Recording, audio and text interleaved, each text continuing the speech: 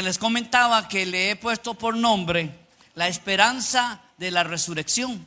Porque realmente la gente dice, la verdad es que cuando uno se muere ahí acaba todo.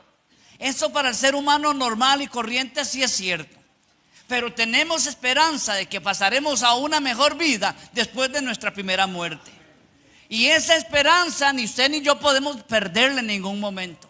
Tenemos que tener claro de que Dios tiene algo más allá. Y si Cristo resucitó, eso es garantía de que usted también lo hará. Y que usted tendrá acceso a la presencia de Dios. Y que usted verá al Señor sentado en el trono. Y usted ahí dándole alabanza como los miles de hombres y mujeres que levantarán adoración al Señor. Y nos pondremos todos en una unidad para adorar al Rey. Por eso esta mañana la resurrección es una esperanza para todos nosotros. Hay de aquellos que no creen en Jesús, porque para ellos no hay esperanza. Hay aquellos que nunca han aceptado la experiencia de aceptarle a Él como su Señor, porque tampoco va a ser su Salvador. Y entonces su esperanza está puesta en algo, pero no en una vida eterna, sino que usted y yo sabemos que será en una muerte eterna. Amén. Por eso para nosotros esta mañana debe ser un día de victoria, de alegría y de gozo, sabiendo que el Señor no está en la tumba, sino que ha resucitado. Amén. Quiero que me acompañen y busquen en sus Biblias Mateo 28, verso del 1 al 10. Nada más para que lo tengan ahorita, pero déjenme darle una primera introducción. ¿A qué me refiero de esa experiencia de la esperanza que tenemos presente? Es porque en días anteriores mi esposa, haciendo una enseñanza, nos compartía las diferentes etapas del ministerio de Jesús. Yo no sé si está pensado, son 7 etapas del ministerio de Jesús. La primera etapa que Él comenzó a vivir entre nosotros es cuando Él se encarna, es decir, toma forma humana. El verbo se hizo carne, dice Juan, el apóstol Juan. Ese momento es la primera etapa de Jesús. Antes de eso Él es Dios, antes de eso Él es el eterno, antes de eso Él es el creador. Pero en el momento en que Él toma forma de hombre y se encarna en un niño, no posesión. No era que un niño existía y Jesucristo vino como un espíritu y se posesiona. No, Jesucristo nace, se encarna. Esa es la primera parte de lo que sería el ministerio de Jesús. Luego del encarnación, no sé cómo decirlo, viene lo que conocemos como su nacimiento e inicia una siguiente etapa.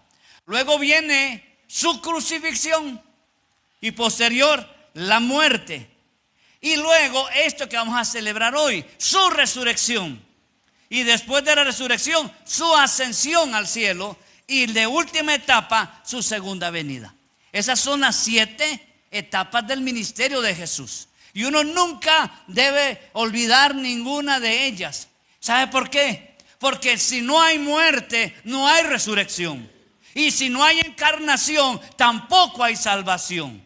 Y no hay esperanza si uno no ve estas 7 etapas en nuestras vidas. De alguna manera, el Señor cumplió y faltan 2 de ellas. Falta una de ellas, que sería su segunda venida. Y es la esperanza que tenemos nosotros cuando Él venga por su pueblo. En las nubes estará presente.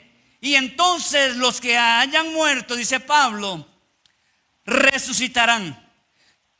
Y los que hayamos quedado seremos arrebatados juntamente con aquellos que murieron y resucitaron. Y seremos llevados a la presencia de Jesús y luego llevados a la presencia del Padre. Esa es la esperanza más grande que tenemos nosotros. Es decir, esto no se acaba acá. Pellejera es un estuche que se queda acá. Gracias a Dios que esto se queda aquí. Y tendremos que recibir un cuerpo o glorificado o transformado, o como usted quiera decirlo, un cuerpo especial, para que usted y yo podamos resistir la ascensión hacia la atmósfera. Porque si aquí nosotros no podemos a veces respirar cuando llegamos a cierta altura, y se ahoga la gente a cierta altura, a cierto nivel, ¿Qué pasará cuando sobrepasemos esos 10, 15, 20 veces esa altura? Nuestros pulmones tienen que ser transformados. Todo nuestro sistema sanguíneo tiene que ser transformado. Por eso recibiremos un cuerpo glorificado para hacer esa etapa. Así que esto que es un estuche, es el gusanero, se quedará. Pero habrá un cambio para usted y para mí. Ahí es donde tendríamos 60, 90, 60. Algo así es como ustedes dicen, ¿verdad? Bueno. Pero sepa, amados, sepa, téngalo presente. Cada vez que pasa Semana Santa, nosotros ni que rajón, ¿verdad? Los que han puesto el calendario trabajan de alguna manera para que se acerque lo más posible a la fecha que celebran los judíos su Pascua. Los judíos no celebran la Pascua todavía, le falta un mes. El 25 de abril comienza su Pascua. ¿Por qué? No es igual a la celebración nuestra, porque es que la celebración nuestra de resurrección es por Pascua. Y en esa Pascua no es la Pascua romana ni es la Pascua babilónica, no es la Pascua judía. Pero ellos usan un calendario. Qué lástima que no está aquí Ricardo, que es el que siempre me ayuda con estas fechas. Pero estas fechas especiales de la Pascua, donde se celebra su día de independencia de Egipto hacia la tierra prometida, fue un momento tan glorioso. Pero a partir de allí, los judíos han tenido su calendario, y su calendario es lunar. Es decir, está con respecto a las 4 fases de la luna: la menguante, la creciente, la llena y la vacía. Esas 4 etapas hacen que ellos tengan un calendario más pequeño que el nuestro, o diferente al nuestro en este caso, perdón. Nosotros usamos un calendario romano que se llama gregoriano, porque Gregorio, el Papa Gregorio, estableció ese calendario para toda la cristiandad y para toda la humanidad en su momento. Pero los chinos tienen su calendario, los judíos tienen su calendario, y ellos van por otros años, no van por el 2024. Los judíos deben andar por el 5700 casi. Bueno, yo no quiero entrar, no quiero confundir, porque ese no es mi tema. Pero sí quiero dejar claro que cada una de esas etapas, para usted y para mí, del ministerio de Jesús, tienen un principio y una razón de ser, de alcanzarnos a nosotros. Pero no podríamos comenzar, o no se podría pasar de una etapa a la otra en el ministerio de Jesús si no se cumple la anterior. Es decir, no podemos decir que Jesucristo es Salvador si Él no hubiese dado los pasos para darnos la salvación. Porque solamente en su muerte iniciaba la nueva etapa. Y después de su muerte, que viene su resurrección, es donde viene para usted y para mí la esperanza que sí hay una etapa después de la muerte. Y la muerte, por eso dice la Escritura, el pasaje que leía mi esposa hace un rato, la muerte no tuvo autoridad sobre Jesús. Y si la muerte no tuvo autoridad sobre Él, tampoco la va a tener sobre usted ni sobre mí. ¿Esa es una esperanza o no? Claro. ¿Por qué? Porque todo el mundo dice, o los que no conocen del Señor dicen: no, de por sí, después de que nos muramos nada pasa. Habían 2 hombres discutiendo sobre este principio de que si hay algo o hay vida después de la muerte. Y era una discusión entre 2 técnicos, eran 2 personas muy versadas y ambos tenían argumentos. Y el que no creía en que hubiese algo más, él decía: la verdad es que no existe, así que después de la muerte cada uno va a quedar ahí inerte, se van a podrir los huesos, podrir el cabello, podrir todo, aunque pasen muchos años, los dientes, los huesos, la piel, todo va a quedar ahí y será parte de la tierra, punto, ya, se murió la flor. Entonces, el segundo caballero le decía: en cambio, decía él, yo sí creo que después de la muerte viene una vida, y una vida eterna, porque eso es lo que se nos ha ofrecido. Y le decía: estás equivocado, el primero al segundo. Y el segundo decía: no estoy equivocado. Pero si estuviese equivocado, nada pierdo. Nada pierdo. Si estuviera equivocado, que no hay nada después de la muerte, yo no pierdo nada. Simplemente me colocan en la fosa, ahí me descompongo y ahí muero. Pero el problema es que yo sí tenga razón. El problema es que yo sí tenga razón y después de la muerte hay una vida eterna. ¿Qué va a pasar contigo? ¿Qué va a pasar? Porque el hombre no tiene esperanza. Si no conoce al Señor, no hay esperanza. Por eso, no hay perdón si no hubiese habido un cordero. Y por eso nosotros reconocemos lo que Pablo dice del cordero pascual. Es decir, la pastora predicó, el pastor Carlos predicó, y eso lo hemos visto en las películas de Semana Santa. Pero hay un cordero enredado en el zarzal, esperando que haya un momento de glorificación para que Dios provea cordero para nosotros. Para nosotros, si le llamamos al cordero pascual, el que entregó su vida, el que humildemente fue a la cruz, el que cayó, no hizo escarnio de nada, no gritó, no se molestó, no hizo ninguna molestia, porque él sabía, porque él dice: yo soy el dador de la vida y yo sé cuándo voy a entregar la mía y sé cuándo la voy a recuperar. ¿Por qué? Porque el Señor sabía que no podría cumplirse las siguientes etapas de su ministerio si él hubiese muerto. Va a la tumba y se murió. Nada más, tenía que haber algo más. Entonces, sin cordero pascual, sin cordero de Dios, no hay perdón de pecados. Y como usted y yo somos perdonados, tenemos derecho a que el sacrificio de Jesús sea válido para mí y para usted también. Por eso hoy es un día de gloria y de alegría. No es de tristeza, no es de angustia, no como los diferentes momentos de muerte y que le hacen un novenario y le hacen una actividad todos los días y es llorar y llorar y llorar por la muerte de aquel. A Jesús realmente no pudieron hacerle eso porque Jesucristo resucitó. ¿Y a qué cuerpo iban a ir a dejarle las condolencias? Si ya resucitó, dejó la tumba vacía, ya se fue. Pero también eso nos asegura que un día regresará por usted y por mí. Amén. Okay. Por eso, esta mañana, al hablar de la resurrección, es porque nuestro Redentor, en el calendario nuestro para celebración, hace unas pocas horas murió. Y por eso usted y yo hoy venimos temprano. Me recordaba a mi hermana que cuando nosotros éramos jovencillos o niños o pequeños, como éramos miembros de la iglesia metodista celebra un culto los viernes a las 3 de la tarde y celebra un culto de resurrección a las 6 de la mañana del día domingo.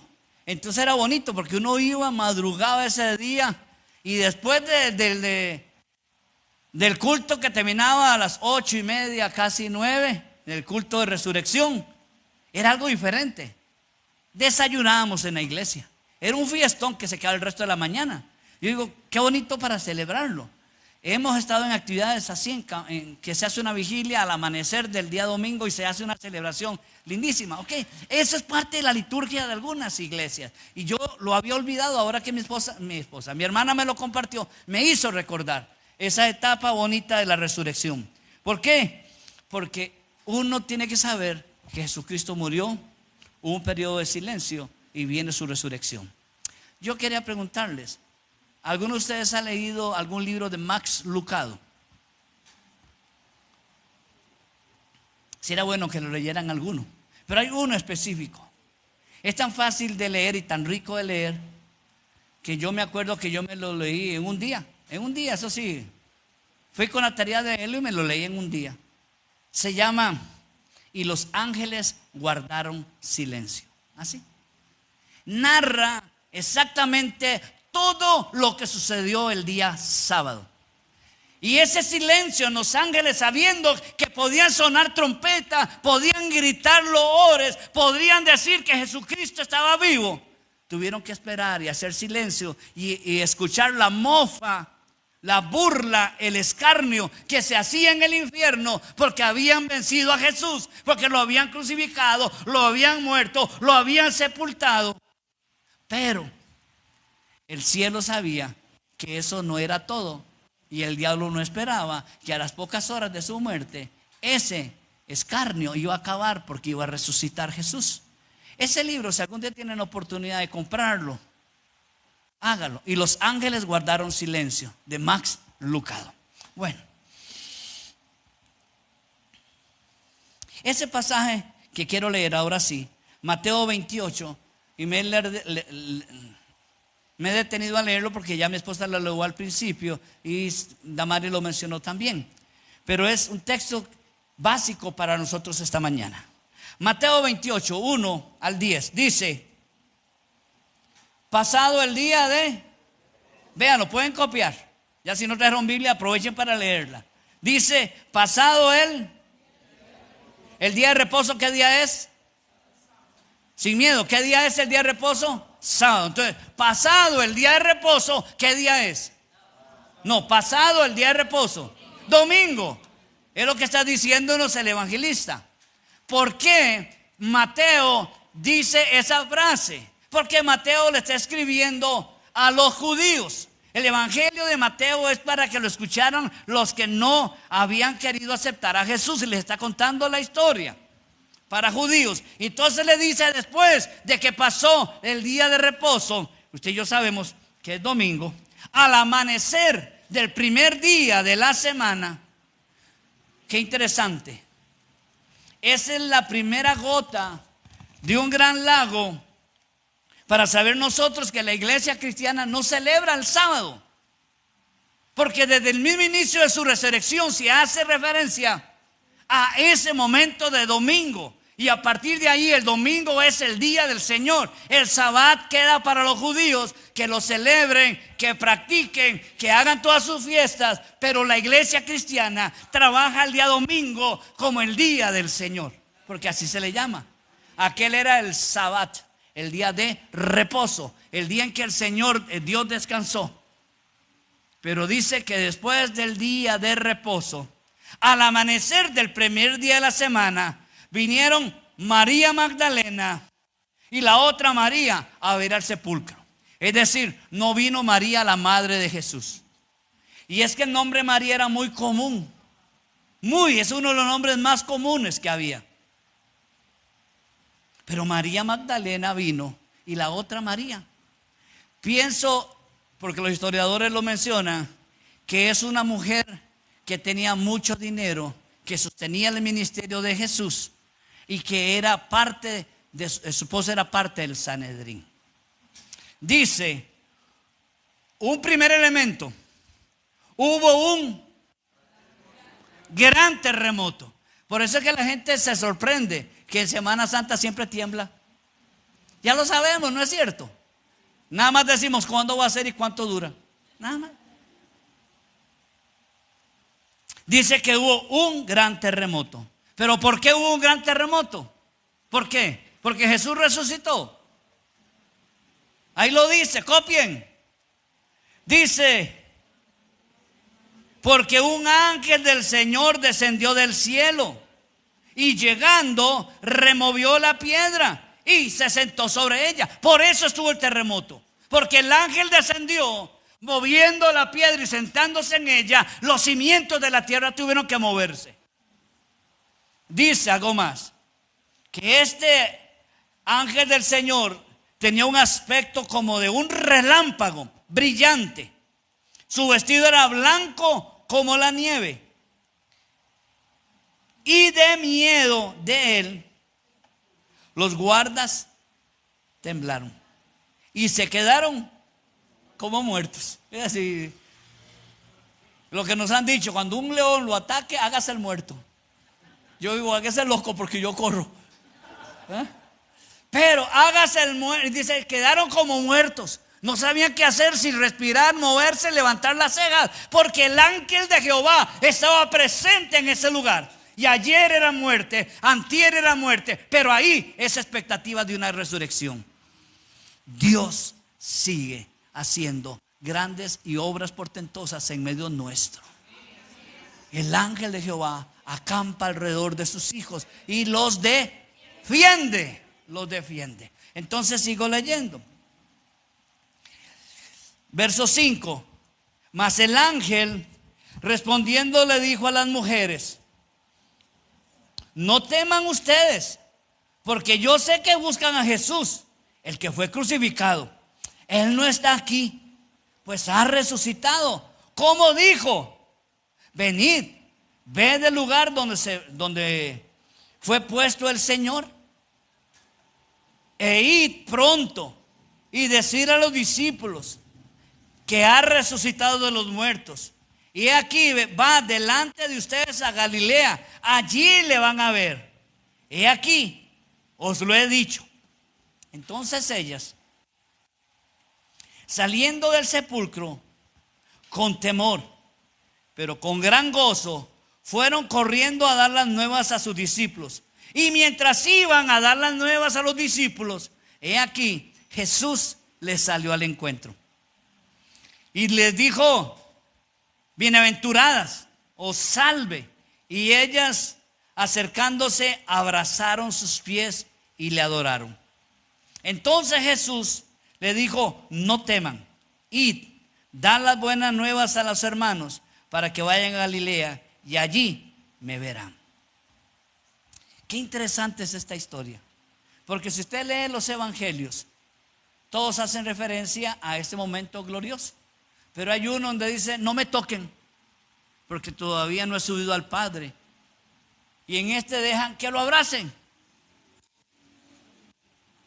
Y uno dice: caramba, hay como una contradicción, ¿verdad? No me toquen si me tocan, no me toquen si me toquen. No, es que son momentos de ver su resurrección. Y tal vez no es el momento de hacer una explicación acá de todos los datos, pero veré algo más adelante con respecto a eso. Pero pónganse a pensar ustedes la emoción de estas mujeres, la angustia que tenían. El día anterior estuvieron preparando a escondidas especies aromáticas. Habían comprado las especies en el mercado, habían regresado a su casa, habían buscado la hora de hacerlas, tratando de no romper con la ley judía. Ellas no podían hacer ese trabajo entre las 6 de la tarde del día sábado a las 6 de la mañana del día domingo nuestro. No podían hacer ninguna labor. Entonces tuvieron que haber comprado antes de las 6 de la tarde del viernes, guardadas las especies, y muy temprano, después de las 6 de la mañana, preparar la mezcla y salir corriendo para encontrarse que la tumba estaba vacía. Se encontraron, y es importante que usted sepa lo que ocurrió. Dice que hay un gran terremoto. Un gran terremoto no es un terremoto. Un gran terremoto no es un temblor. Un gran terremoto es un gran terremoto. Y sabe, eso está en los escritos romanos, de las crónicas romanas. Aparece que esa fecha específica hubo un gran terremoto. Son los elementos para probar de que la historia es verdad lo que se está contando. Entonces, me llama la atención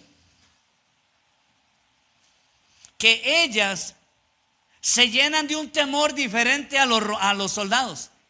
Ellas se llenan, uy, no lo pusieron. No, y ella dice que hablaron con el que cortaba el zacate en el sepulcro, ahí en el cementerio. Y es que no se puede decir cementerio, porque cementerio es que hay cemento, y en esa época no era cemento. En el sepulcro, ahí en el sepulcro era el que cortaba el zacate, era el que estaba haciendo la yarda, dirían los gringos. Estaban ahí cortando todo, preparando todo, y le preguntan a uno, sin saber que estaban hablando con Jesús, porque ellas pensaban que era el que cortaba el zacate. Y estando ella hablando con es cuando no le permite que lo toque, mientras que después le dice: vayan, ya pueden decirle a los demás que nos encontremos en Galilea. Es interesante que cuando uno lee la historia completa, se encuentra que llegan a la casa donde están ellos ahí orando y escondidos de temor también. Y cuando le dicen que Jesús ha resucitado, no le creen. No le creen. Usted sabe, estar 3 años con uno que me dijo: voy a morir, pero al tercer día voy a resucitar. Esos estaban orando, asustados, viendo qué hacían, cómo escapaban, estaban angustiados. que cuando le tocan la puerta no le creen a las mujeres de que han resucitado. Pero Pedro y Juan dicen que sí, y salen corriendo para el sepulcro. Y eso lo escribe Juan. Juan dice, y salió el que amaba a Jesús, o el que amaba a Jesús, juntamente con Pedro, y corrieron. Pero como Juan era más joven, llegó primero, y después llegó Pedro. Así lo narra Juan. Es decir, llegaron, se metieron a la tumba y se encontraron que la tumba estaba vacía. Dios o Jesús no les dijo, vayan al sepulcro, vayan a Galilea porque allá lo voy a ver. Esto es lo que nos sucede a nosotros. Que muchas veces Dios nos dice, haga A, y nosotros hacemos B. Y le decimos, Señor, ¿por qué? Si era B. Y el Señor dice, no, yo nunca dije que B era A. Yo no dije sepulcro. Yo dije Galilea.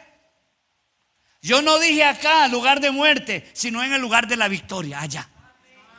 Y vea qué interesante, que cuando entran, dice la escritura, que entran de sopetón, pero Juan no ingresa, se queda a la orilla.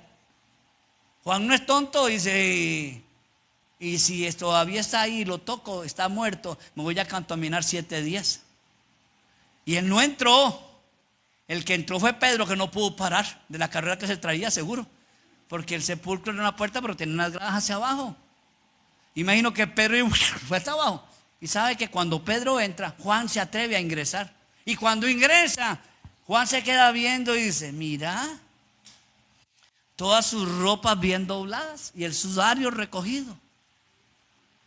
Eso nos enseña el orden que tiene Jesús, ¿verdad? La prioridad de Jesús es, antes de ir a hacer otro trabajo, arreglo mi cama. Y Jesús arregló todo, acomodó todo y se fue. Cuando uno ve todos estos elementos, son elementos tan interesantes para aprender de que Dios no hace las cosas a la ligera, las hace todas en su momento perfecto y precioso y preciso realmente. Cuando nos habla la Biblia de resurrección, uno debe tener claro que la resurrección es la esperanza, como les decía, sino también el poder que Dios tiene sobre la muerte. Porque ese es el término de todas nuestras vidas. Es decir, usted no está preocupado si va a crecer o no va a crecer.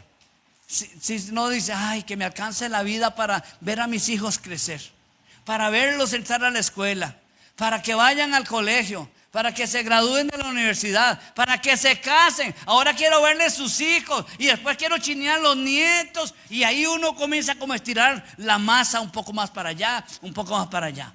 Pero siempre la meta es muerte. Porque cuando lleguemos a esa etapa de la muerte, como que ya no hay una segunda oportunidad. Pero les tengo noticias, sí hay segunda oportunidad. La muerte simplemente es la puerta para entrar a la verdadera vida. A la verdadera vida.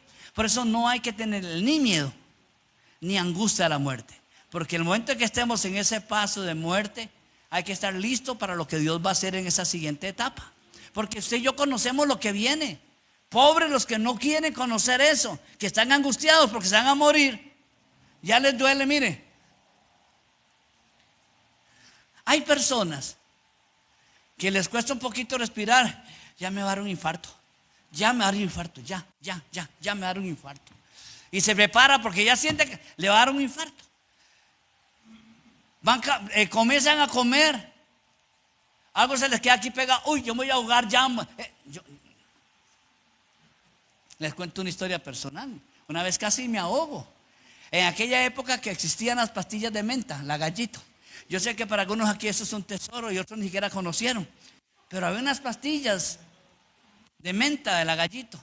Y yo iba en un carro. Iba en la parte de atrás, íbamos a una cena. Íbamos 5 personas a esa cena. Y iba el pastor nuestro, y a la par iba el predicador Osvaldo Motesi iba ahí, era el que iba ahí. Íbamos 3 detrás, y yo voy comiéndome una pastilla. Eso que uno hablando y hablando, a veces habla más rápido de lo que tiene uno que hablar, y me tragué la pastilla. Y yo sentí dónde se fue. Y la pastilla no quedó así, sino que quedó así, en la garganta. Y me tapó el aire. Y yo no podía decirle porque no podía hablar. El que estaba a la par mía, a los lados, así, ellos no se daban cuenta y yo los golpeaba para que me volvieran a ver. Y nada, y como nadie me volvía a ver, todo el mundo iba en su mundo y vacilando. Le golpeo así el asiento a Osvaldo Motesi. Se lo golpeo. Él me vuelve a ver, me dice, ¿qué pasa? Sí, vieras que él se arrodilló en su asiento. Me agarró, me dio vuelta y todavía me duele. Logró o quebrar la pastilla o darle vuelta que la pastilla quedara así, era como abierto. Y respiré. Y comencé en ese proceso. Luego no pude cenar, no que me dolía la garganta. Y tan rica que estaba la cena. Y en esa época no le permitían a uno llevar. Pero ahí lo que quiero decirles es que estaba en esa angustia. Y lo primero que uno piensa es: me voy a morir. Y ya, sí es cierto, si uno se descuida se muere. ¿Cuántos han muerto con una semilla de mamón? ¿Cuántos han muerto por algo así? Entonces lo que quiero decirles es que uno, cuando está en esa zozobra, lo que le tiene miedo es a la muerte. No a la vida, sino a la muerte. Y el cristiano tiene que tenerle no miedo a la muerte, sino decir lo que el Escritura dice: nosotros no morimos, nosotros dormimos. Y así como usted se acuesta en la noche de sábado esperando amanecer el lunes, el domingo, así es nuestra esperanza de vida. Usted sabe que si hoy usted se muere, yo le digo al Señor, mi esposa y yo todas las noches: si esta es nuestra última noche, gloria a tu nombre. Pero si no es tu última noche, permítenos hacer lo que tengamos que hacer mañana. Porque uno tiene que saber que lo único que nos separa de el Señor es la muerte, que para nosotros es el dormir. Entonces uno no tiene que perder esa esperanza. No me importa cómo me sienta, porque yo lo que sí sé es que yo, si me muero, iré directamente a la presencia del Señor.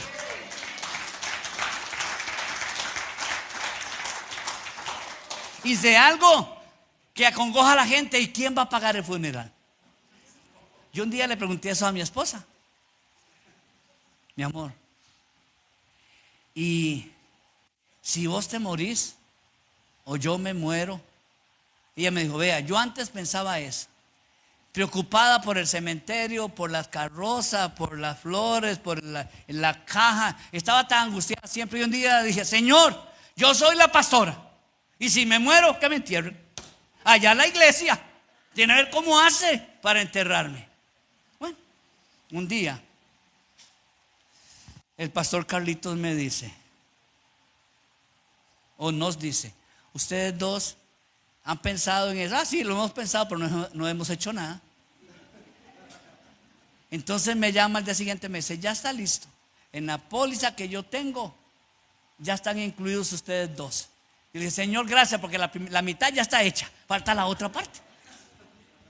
Es decir, no se preocupe, si nosotros nos morimos, cualquiera de los dos, dígale al pastor Pineda, prepare el lugar, porque para allá van. Pero yo sé que en ese mismo momento que morimos, entramos a la presencia de Dios. Ese entrar a la presencia de Dios nos da una paz a nosotros. Una paz. Yo no sé usted, pero yo no le tengo miedo a la muerte. Yo sé que me asusto si en ese momento no tuviese las cosas listas, no tuviera el pasaporte listo, ni la visa del cielo lista. Pero como sé que la tengo, ¿qué me importa si es mañana o es pasado? Por eso es que el Señor nos dice a nosotros, y le dijo a sus judíos, o a sus discípulos, perdón: no se preocupen, que me vean en Galilea, porque allí vamos a tener una reunión.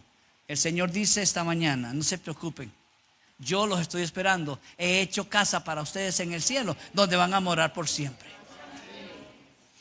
Entonces,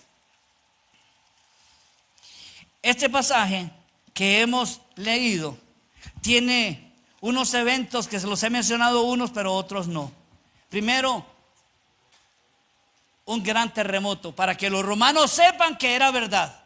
No era para los judíos, era para que quedara atestado de que sí hubo un terremoto el día en que crucificaron a 3, 2 ladrones y a uno que se decía ser Dios. La piedra. Las mujeres estaban preocupadas cómo iban a hacer para mover la piedra. Y a Dios no le importa eso. Por eso usted no esté preocupado qué va a pasar mañana. Deje que el Señor haga el milagro. Ya la piedra, ya Dios tenía en su horario quién iba a abrir la piedra. Cuando ellas llegan, ven el sepulcro abierto y dicen, mira, tanto preocuparme y no había ni piedra. Luego los soldados romanos, se llenan de miedo y quedaron inmóviles. Eso queda declarado en la Biblia. Eso está establecido allí. Que los soldados se hicieron los muertos y estaban muertos de miedo. La historia nos dice que hay una leyenda entre los romanos, que los judíos comenzaron a trasladar de generación en generación para decir, Jesucristo no fue que resucitó, sino que los discípulos se robaron el cuerpo. Pero ¿qué iban a hacer con los romanos? Si se robaron el cuerpo, los romanos tenían que morir porque no cuidaron bien la tumba. Y entonces hablan con el Sanedrín y el Sanedrín dice, hagan lo siguiente, digan que se lo robaron y si el emperador dice algo, nosotros lo vamos a defender. Y dice lo dice Juan, esa leyenda circula en la iglesia desde el mismo momento que los cristianos, los judíos, los discípulos se robaron el cuerpo. El gran problema es que si Pedro se hubiera robado el cuerpo y lo entierra en otro lugar, ¿usted cree que Pedro estaría dispuesto a morir por una leyenda que era mentiras de la resurrección? Y Pedro dice en la historia, o sea, dice de Pedro en la historia, que él muere crucificado con los pies para arriba y con la cabeza para abajo. ¿Usted cree que él sufriría eso? O aquel que metieron en una olla de aceite hirviendo, basados en una mentira de un cuerpo que se robaron. ¿Usted cree que iban a matar con una lanza al otro y cortarle la cabeza al otro y mantener su palabra de decir, sí, Jesucristo resucitó?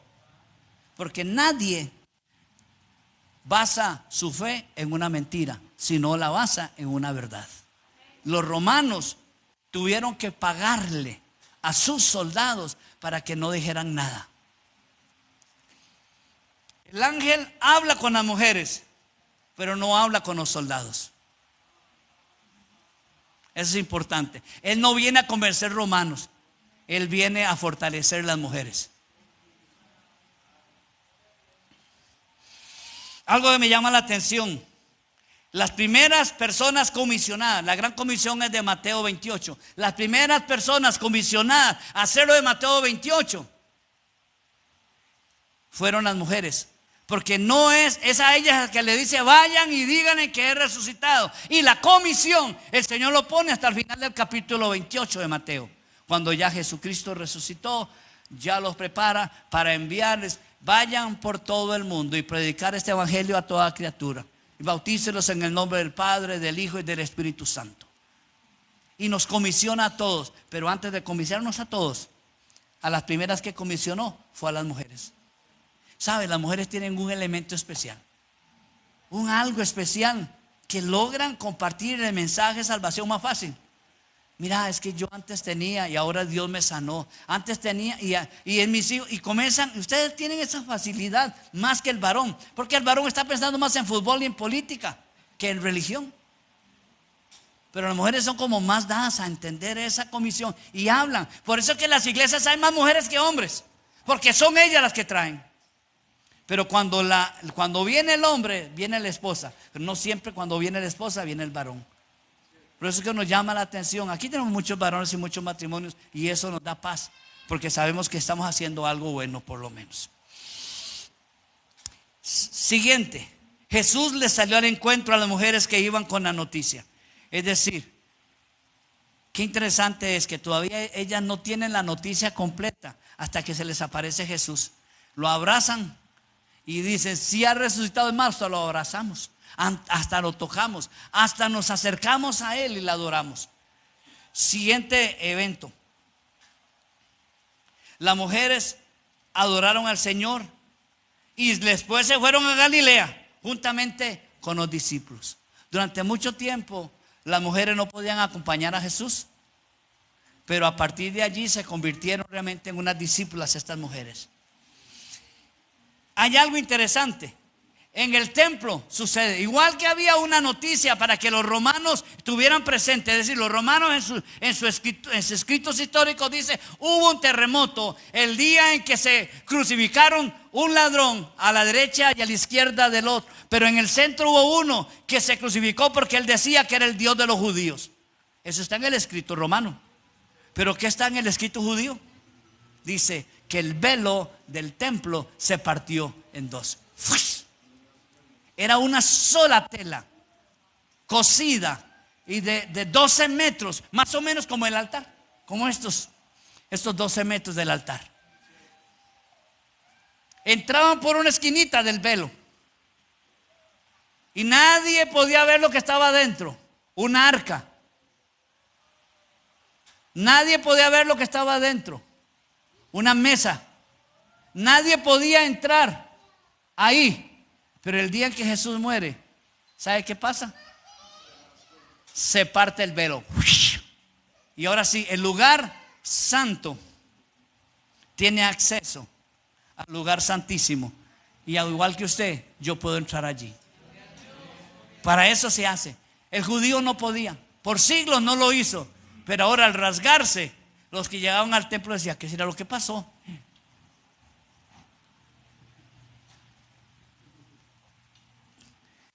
¿Por qué? Porque nunca habían visto adentro. En la resurrección todo se puede ver. Todo se manifiesta. Todo es para usted. Por eso es que es un día de esperanza para usted y para mí. Hay otro elemento lindísimo que se da. Cuando hay ese momento de muerte de Jesús, viene el terremoto. ¿Sabe qué es lo que pasa? Se abrieron los sepulcros. Ahora hay un testimonio. Los romanos, la muerte de Jesús. Los judíos, el rasgar. Para el resto de la humanidad, que de repente le llegó el primo a la casa que habían enterrado hace 6 meses. Y llega el tío allí: buenas, vengo a tomar café. Pero si tío, lo enterramos hace 6 meses. Yo no sé, pero resucité. Imagínense esto, vea. ¿Cuánto tiempo pasó entre la muerte de alguien y el momento de la resurrección? No lo sé. Pero dice que Lázaro tenía 4 días de muerto y lo resucitaron y su cuerpo salió tan Lázaro como antes. Entonces todos los que fueron resucitados iban a sus casas, donde sus familiares, a dar un testimonio de lo que habían visto en el cielo. Porque dice que resucitaron hombres justos. Hombres justos. No fue cualquier patas vueltas que resucitó. Fueron hombres justos. Ahora imagínense ese hombre justo cuando llega a su casa, el testimonio que van a decir: yo era muerto. ¿Se acuerdan lo de Lázaro? Me pasó igual. Más, no escuché mi nombre, solo que me empujaron y me levanté y su cuerpo estaba descompuesto. Estaban envueltos en sudarios, estaban con todas las cosas puestas encima. Y de repente en la muerte de Jesús, se quiebra esa situación y comienza a darse resurrección a muchos. Y dice que después, no nos narra la Biblia muchos datos sobre eso, pero al final cada uno de esos volvió a morir, porque no quedaron para el día de hoy. Ese era un testimonio para la humanidad, que el que estaba siendo crucificado sí era el Señor. ¿Ve? Esos son los testimonios. Luego hay otra donde dice que las rocas se partieron. Se partieron en el cementerio, se quebraron muchas. Y me imagino que esa es parte de las tumbas, porque era necesario que todos supieran que algo especial había acontecido. ¿Cuál es mi responsabilidad? ¿Y cuál es su responsabilidad con la resurrección? Llevar el mensaje de decir: mi Dios no está muerto, está vivo.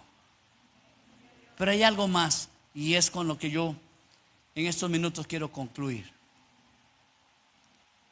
Ha habido a nivel de internet una cantidad de personas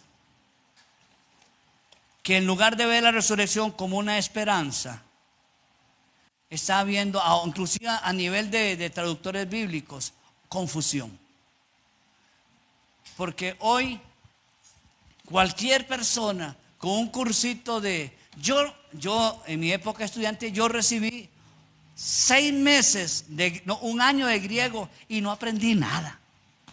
solo decir algunas frases, pero nada, porque el griego es un idioma, el de la escritura es un idioma muerto. Un idioma, no es el griego actual, es un idioma muerto. Entonces, yo estudié griego, digo que estudié griego con la mejor profesora que ha habido aquí en el país. Ella es la creadora del módulo con lo que aquí en Costa Rica se aprende griego. Y esta señora nos enseñó durante, imagínense, no hablo ni español. Y era requisito llevar griego. Entonces hay personas que con un curso que han llevado de griego se atreven a decir: este texto bíblico está mal interpretado.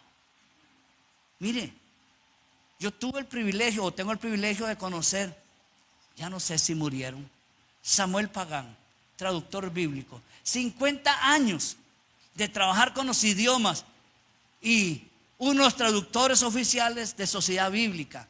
¿De cuáles versiones? Reina Valera. ¿Cuáles traducciones? Dios habla hoy. Un Plutarco Bonilla. Él yo creo que ya murió. Traductor bíblico de tantos años. Y ellos dijeron que cuando Pedro negó a Jesús, lo que cantó fue el gallo. Pues ahora no era un gallo. No era un gallo. Un experto de 6 meses de teología o de 6 meses en hermenéutica o un año en algún idioma para decir, no era un gallo. Lo que Jesús estaba diciendo es lo que iba a pasar. Era un hombre que gritaba: son las 9 de la noche. El tal Sereno, que usted y yo conocimos o escuchamos de eso hablar hace muchos años, era el que gritaba. Entonces, ese le decían el gallo. Entonces eso es lo que gritó, lo que cacareó esa noche cuando Pedro negó a Jesús. Mire, y entonces entra la gente en confusión. La gente ahora sí cree que era un hombre que gritaba: son las 5 de la tarde y sereno. Mire, hay gente así ahora. Pero ¿cuál ha sido lo peor? Que han cambiado la muerte del Señor. Jesucristo, para algunos teólogos y teóricos de la Escritura, Jesucristo murió un miércoles. Escúcheme bien. Porque a ellos dicen, no les calzan las 72 horas que decía: como en los días de Noé, así será la señal. O como en los días de Jonás, esta será la señal: en el vientre estará 3 días y 3 noches. Así es lo que va a pasar con Dios, con Jesús, el día en que Él muera. Tendrá que estar 3 días y 3 noches en el sepulcro. Entonces dice, lo único que pueda calzar es que Jesús haya muerto el miércoles a las 3 de la tarde. El problema es que las 72 horas, es decir, 24 de un día, 24 del segundo y 24 del tercer día, suman 72, si no me equivoco. Si fue 72 el día miércoles, si fue a las 3 de la tarde el día miércoles, al día jueves, 24. Al día de viernes, 48. Al día de sábado, 72. ¿Y cómo es que Mateo me dice al principio que lo leímos? Al inicio del día, del primer día de la semana, las mujeres fueron al sepulcro. ¿Nos dice o no nos dice que es el domingo? Entonces no calza el miércoles. Entonces nos dice, pero es que la Biblia no dice nunca 72 horas. Es más, solo Mateo menciona lo de los 3 tiempos. Ni Juan, ni Lucas, ni Marcos mencionan nada del tiempo que Jesús iba a estar en la tumba, de periodos. Pero aunque fuese así, Jesucristo murió, ¿qué día? Viernes, cumplido el primer día. Estuvo en silencio el cielo y el infierno durante ese día siguiente, sábado, segundo día. Después de las 6 de la mañana iniciaba el tercer día judío, resucitó al tercer día. Eso es. No era 72 horas, pues si fuera 72 horas no hay forma de... ¿Por qué? Porque las horas nuestras son diferentes. Entonces, ¿qué es lo que quiero decirle con esto? Tengamos cuidado con los que escuchamos en internet. No todo aquel que diga, y usted dice, última hora. Este texto que ustedes han leído por años ha sido mal entendido. Cuando te den un golpe por la mejilla, ponle también la otra. Así no era. Y le da una explicación a uno y dice, mira, hasta bonito suena, pero no es eso lo que la Escritura dice. Entonces hay que tener cuidado con lo que la gente dice. Entonces, ¿cuál es mi responsabilidad con la resurrección? Es decir, yo soy un testigo de que si yo me muero hoy, voy directamente a su presencia. Y a los que quieran se van conmigo. Y a los que quieran ir se van con nosotros, para meter a mi esposa, que no me regañe. Pero hay una verdad. Usted y yo debemos de celebrar nuestro día de domingo de hoy como un día de victoria. Porque si Cristo venció, la victoria es suya.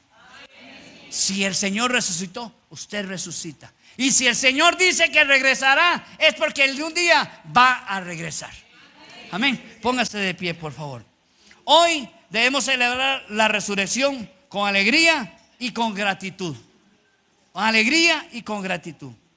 ¿Para qué? Para que esta verdad fundamental nos fortalezca, nos inspire y nos guíe en todos nuestros caminos. Y termino con la frase que los judíos utilizaban, el cristiano en sus inicios iniciaba. Decía, Maranata, Jesucristo viene pronto. ¿Sabe por qué? Porque es lo que falta, es la siguiente etapa. Ya Él ascendió, lo que falta es que regrese. Nada más, que es la última para cumplirse. Pero cuando Él regrese, seremos arrebatados juntamente con los que durmieron. Oramos. Señor, esta mañana queremos darte a ti las gracias, porque tu obra en la cruz no fue en vano, en primer lugar. Tu obra en la cruz trajo sacrificio, muerte, pero también trajo resurrección y esperanza. Mi esperanza, Señor, es que yo estaré en tu presencia en el momento en que mis días en esta tierra se acaben. Y sé que me espera un lugar especial, porque tú dijiste que habías preparado moradas para cada uno de nosotros. Por eso hoy yo te pido que nos des paz y gozo en medio de nuestros tiempos, porque tú, Señor, vendrás pronto por tu iglesia. Gracias, Señor. Muchas gracias te damos. Señor, esperamos tu venida. Señor, con ansias anhelamos tu venida. Señor, hoy queremos vivir cada día con la esperanza, con la certeza de que tú estás vivo y que nos levantarás pronto, sí, muy pronto. En el nombre de Jesús. Amén. Esta es mi fe, la fe.